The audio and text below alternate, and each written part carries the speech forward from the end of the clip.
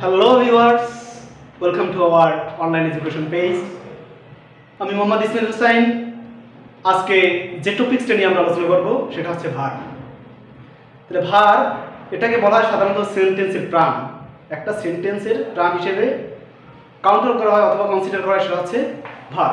তাহলে কিভাবে আমরা ভার চিনব বা ভার কত প্রকার আছে এগুলো আজকে আমরা একটু দেখব। তাহলে যদি আমরা ভার এই যে পার্টস অফ স্পিচটা এটা যদি সেন্টেন্সের মধ্যে থেকে খুঁজে পেতে চাই তাহলে সাবজেক্টে প্রশ্ন করতে হবে কি করে অথবা কি হয়, কি করে অথবা কি হয়, এই দুইটা দ্বারা যদি আমরা সাবজেক্টে প্রশ্ন করি তাহলে সেন্টেন্সের মধ্যে থেকে আমরা অবশ্যই ভার পাবো। তাহলে দেখে নিই ভার। ভারকে প্রথমত দুইটা ভাগে ভাগ করা হয়েছে, একটা হচ্ছে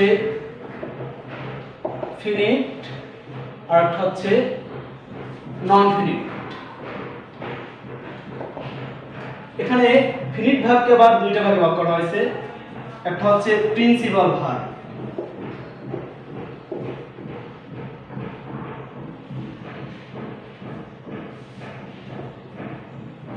আর অন্যটা হচ্ছে অক্সিলিয়ারি ভার।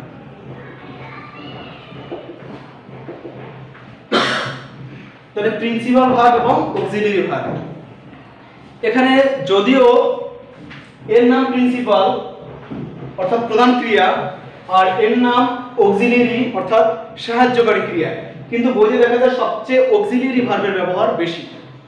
বইতে বেশিরভাগ ক্ষেত্রে অক্সিলিয়ারি ভার্বের ব্যবহারটাই দেখা যায়। তাই এই জন্য আমরা সর্বপ্রথম আজকে অক্সিলিয়ারি যে ভার্বটা আছে সর্বপ্রথমে অক্সিলিয়ারি ভার্বের ব্যবহারটা দেখে নেব।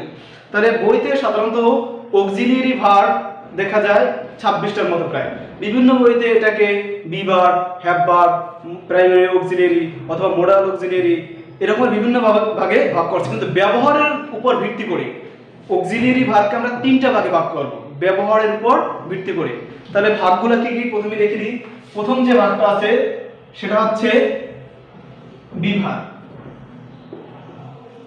বি ভার্বের মধ্যে যে ভাগগুলো আছে দেখে নিই, am, is, are, was, were, been এবং বিন। এখানে 7টা ভার্ব আছে।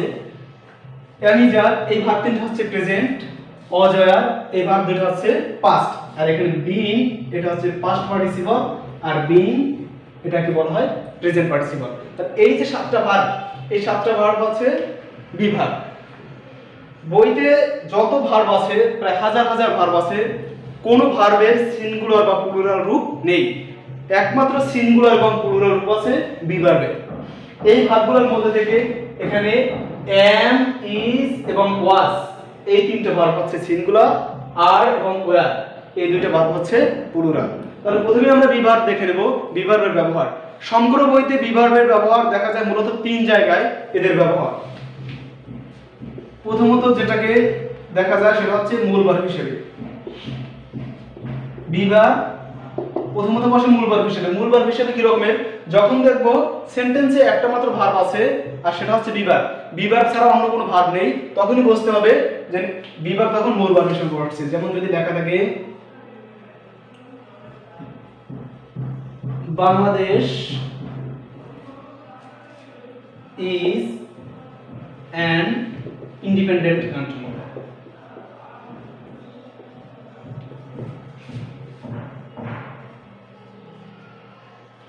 এই যে সেন্টেন্সটা এই সেন্টেন্সটা একটা মাত্র ভার্ব আছে আর সেটা হচ্ছে বি ভার্ব। তো দেখা যায় এখানে বি ভার্ব ছাড়া অন্য কোনো ভার্ব নাই, ঠিক এই কারণে এটাকে বলা যায় যে মূল ভার্ব হিসেবে আছে। আর বি ভার্ব যখন মূল ভার্ব হিসেবে বসবে তখন অবশ্যই সে পরিচয় প্রদান করে। যেমন এখানে বলা হয়েছে Bangladesh is an independent country, Bangladesh একটা স্বাধীন দেশ, এখানে বাংলাদেশের পরিচয় দেওয়া হচ্ছে। ঠিক একইভাবে যদি বলা হয় Cox's Bazar sea beach is the largest sea beach in the world, তাহলে এখানে কক্সবাজারের পরিচয় দেওয়া হবে, আর এই সেন্টেন্সে একটা মাত্র ভার্ব সেটা হচ্ছে বি ভার্ব। ঠিক একইভাবে যদি বলা হয় Dhaka is the capital of Bangladesh, Dhaka বাংলাদেশের রাজধানী, এখানে এই সেন্টেন্সে একটা মাত্র ভার্ব সেটা হচ্ছে ইজ, এবং এখানে ঢাকার পরিচয় দেওয়া হচ্ছে। ঠিক একইভাবে যদি বলা হয় Tamim and Shakib are cricketers, এখানে তামিম এবং সাকিবের পরিচয় দেওয়া হচ্ছে, এখানে একটা ভার্ব আছে এবং সেটা হচ্ছে আর। ঠিক একইভাবে দেখা যায় যে এই যে বিশেষ করে এই যে 5টা ভার্ব, এই 5টা ভার্ব যখন এরা মূল ভার্ব হিসেবে বসে তখন এরা সাধারণত কোনো কিছুর পরিচয় প্রদান করে। দ্বিতীয় নম্বর ব্যবহার, দ্বিতীয় নম্বর যে ব্যবহার সেটা হচ্ছে কন্টিনিউয়াস টেন্স। সংক্ষেপে লিখলাম কন্টিনিউয়াস টেন্স। যদি আমরা কোনো সেন্টেন্সকে কন্টিনিউয়াস ফর্ম প্রদান করতে চাই তবে সেক্ষেত্রে আমাদের বি ভার্বের প্রয়োজন, কারণ বি ভার্বের পরে ভার্বের সাথে আইএনজি দিলে তখন সেন্টেন্সটা হয় কন্টিনিউয়াস। হতে পারে সেটা প্রেজেন্ট কন্টিনিউয়াস, পাস্ট কন্টিনিউয়াস অথবা ফিউচার কন্টিনিউয়াস। তাহলে যদি আমরা কোনো সেন্টেন্সকে কন্টিনিউয়াস রূপ দান করতে চাই সেক্ষেত্রে অবশ্যই আমাদের বি ভার্ব প্রয়োজন হবে। যেমন একটা এক্সাম্পলের মাধ্যমে ক্লিয়ার করি, যেমন I am writing a paragraph. ঠিক একইভাবে যদি থাকে যেমন she is reading অথবা they are playing, এরকমের যদি কোনো সেন্টেন্সকে আমরা কন্টিনিউয়াস রূপ দান করতে চাই তবে সেক্ষেত্রে আমাদের বি ভার্বের প্রয়োজন। যেমন এখানে আমরা সেন্টেন্সটাকে কন্টিনিউয়াস রূপ দান করেছি অর্থাৎ ভার্বের সাথে আইএনজি যোগ করেছি, আর ভার্বের সাথে আইএনজি যোগ করতে হলে অবশ্যই তার মধ্যে একটা বি ভার্বের প্রয়োজন হয়। তাহলে এজন্য এদিকে আমরা বুঝতে পারলাম যে বি ভার্বের দ্বিতীয় যে ব্যবহার সেটা হচ্ছে কন্টিনিউয়াস টেন্সে, আর সর্বশেষ যেটা ব্যবহার সেটা হচ্ছে প্যাসিভ ভয়েসে। সেটাও দেখে নিই আমরা।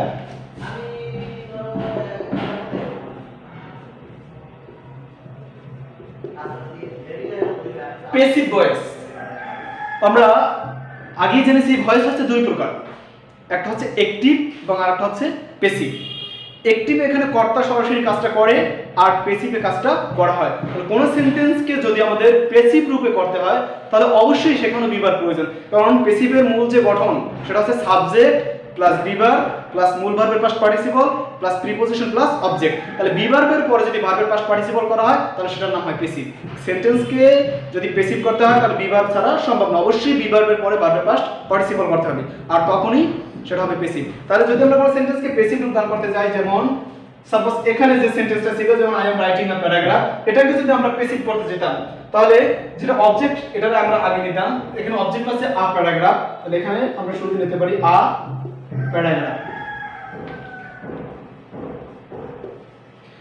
তাহলে এরপরে যেহেতু এটা একটা কন্টিনিউয়াস টেন্স, কন্টিনিউয়াস টেন্সের ভয়েস চেঞ্জ দেখে নিই। তাহলে এই কারণে আ প্যারাগ্রাফ যেহেতু এটা থার্ড পারসন সিঙ্গুলার নাম্বার, এখানে ভার্বটা যেহেতু প্রেজেন্ট, ঠিক আছে, এই কারণে এখানে আমরা একটা ভার্ব নেব ইজ। যেহেতু এটা কন্টিনিউয়াস এইজন্য ভার্বের সাথে আইএনজি যোগ করতে হবে, এজন্য হলো বিং। তাহলে আ প্যারাগ্রাফ ইজ বিং, মূল ভার্বটা হচ্ছে রাইটিং, এখানে দেয়া আছে রাইটিং, তাতে হবে রিটেন, ভার্বের past participle written by me. তাহলে দেখা যায় যে এখানে একটা বি ভার্ব কিন্তু আমরা অবশ্যই ব্যবহার করছি, সেটা হচ্ছে বিং, আর বিং এর পর দেয়া আছে ভার্বের পাস্ট পার্টিসিপল রিটেন।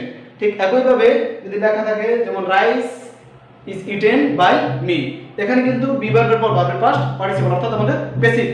যখনই আমরা প্যাসিভ করব তখনই আমাদের বি ভার্ব প্রয়োজন। তাহলে সমগ্র বইতে দেখা যায় যে বি ভার্বের ব্যবহার হচ্ছে তিন জায়গায়, মূল ভার্ব হিসেবে, কন্টিনিউয়াস টেন্সে এবং প্যাসিভ ভয়েসে। তাহলে এইগুলো আমাদের বি ভার্বের ব্যবহার। এবারে আমরা দেখে নেব হ্যাভ ভার্বের ব্যবহার। বইতে যে ভার্বগুলো আছে হ্যাভ ভার্ব নামে, এই ভার্বের মধ্যে মূলত ভার্ব হচ্ছে তিনটা, হ্যাভ, হ্যাজ এবং হ্যাড। মূলত এই তিনটাকে একত্রে বলা হয় হ্যাভ ভার্ব। তাহলে আমরা হ্যাভ ভার্বের ব্যবহারটা একটু দেখে নিই।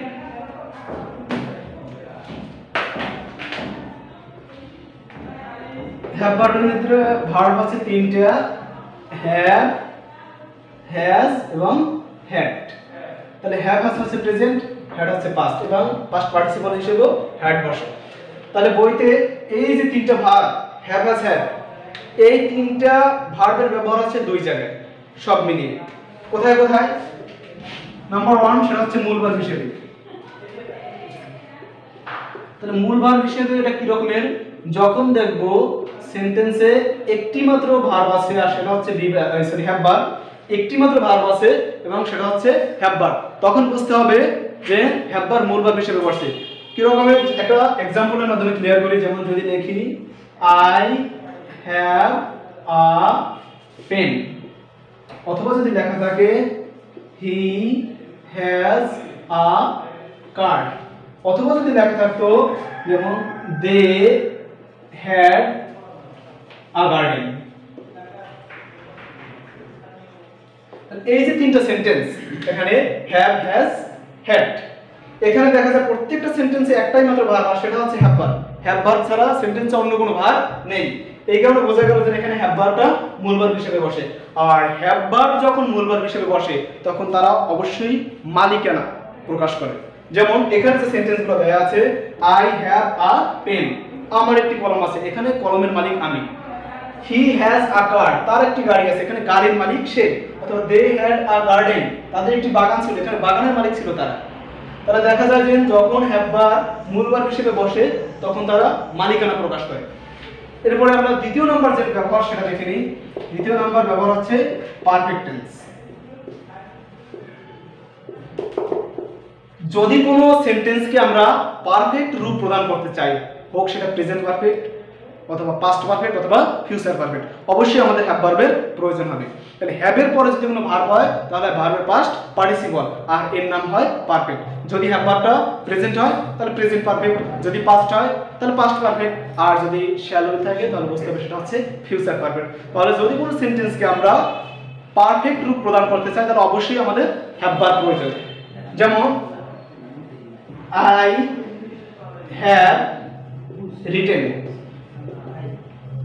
a paragraph. এই যে সেন্টেন্স, এই সেন্টেন্সে দেখা যাচ্ছে যে হ্যাভ এর পরে একটা ভার্ব আছে, সেটা হচ্ছে রিটেন, ভার্বের পাস্ট পার্টিসিপল। তাহলে যদি হ্যাভ এর পর ভার্বের পাস্ট পার্টিসিপল থাকে তাহলে সেটার নাম হয় পারফেক্ট, আর এটা হচ্ছে একটা পারফেক্ট, এটা হচ্ছে প্রেজেন্ট ভার্বের। তাহলে দেখা গেল যে হ্যাভ ভার্বের ব্যবহার হচ্ছে দুই জায়গায়, মূল ভার্ব হিসেবে এবং পারফেক্ট টেন্সে। আমরা বি ভার্বের ব্যবহার পেয়েছি বইতে তিন জায়গায়, আর হ্যাভ ভার্বের ব্যবহার পেয়েছি দু জায়গায়। তাহলে বি ভার্বের ভিতরে ভার্ব ছিল 7টি আর হ্যাভ ভার্বের মধ্যে ভার্ব আছে 3টি, 10টি। বাদ বাকি যে 16টি ভার্ব আছে, এই 16টি ভার্বকে যেহেতু এদের ব্যবহারের দিক দিয়ে আমরা ক্লাসিফিকেশন করছি, এই কারণে এই 16টি ভার্বকে আমরা নাম দিতে পারি মোডাল অক্সিলিয়ারি, কারণ এই 16টি ভার্বের ব্যবহার একই রকমের। তাহলে দেখে নিই আমরা ভার্বগুলো একটু।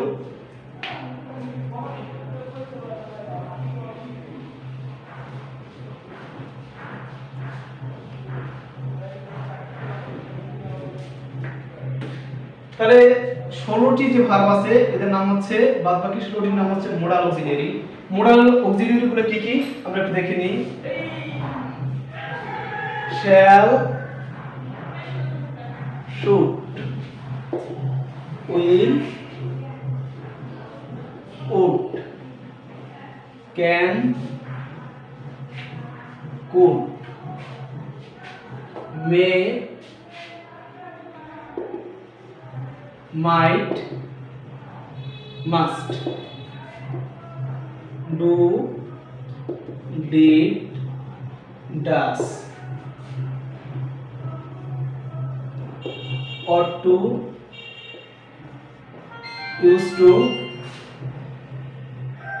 dare এবং need।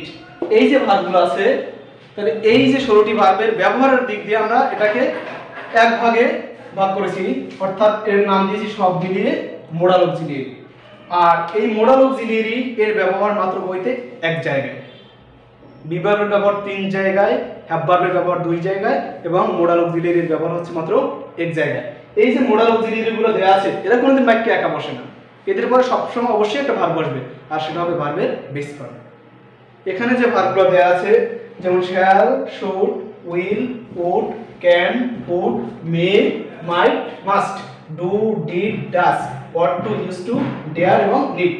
অনেক ক্ষেত্রে, অধিকাংশ ক্ষেত্রে এখন নিডকে আর মডেল অক্সিলিয়ারি হিসেবে গণ্য করা হয় না আধুনিক ইংলিশে, তারপর আমরা এখানে দেখে নিলাম। যাই হোক, এখানে যে ভার্বগুলো দেওয়া আছে এরা দেখা যায় যে কোনো সময় বাক্যে এরা একা বসে না, এদের পরে সবসময় একটা ভার্বের বেস ফর্ম বসে। তাহলে দেখে কি রকমের, যেমন যদি লেখা থাকে I shall go, I shall go to school suppose। অথবা যদি লেখা থাকে যেমন he should go there। অথবা যদি লেখা থাকে he will do it। অথবা লেখা থাকতে পারে যেমন she can dance। তাহলে দেখা যাচ্ছে যে এখানে প্রত্যেকটা মোডাল অক্সিলিয়ারির পরে অবশ্যই একটা ভার্ব আসে, আর সেটা হয় ভার্বের বেস ফর্ম। তাহলে আমরা মোটামুটি দেখে নিলাম যে আমাদের অক্সিলিয়ারি যে ভার্বগুলো আছে, অক্সিলিয়ারি ভার্ব টোটাল 26টা, আমরা ব্যবহারের দিক দিয়ে এটাকে 3টা ভাগে ভাগ করছি।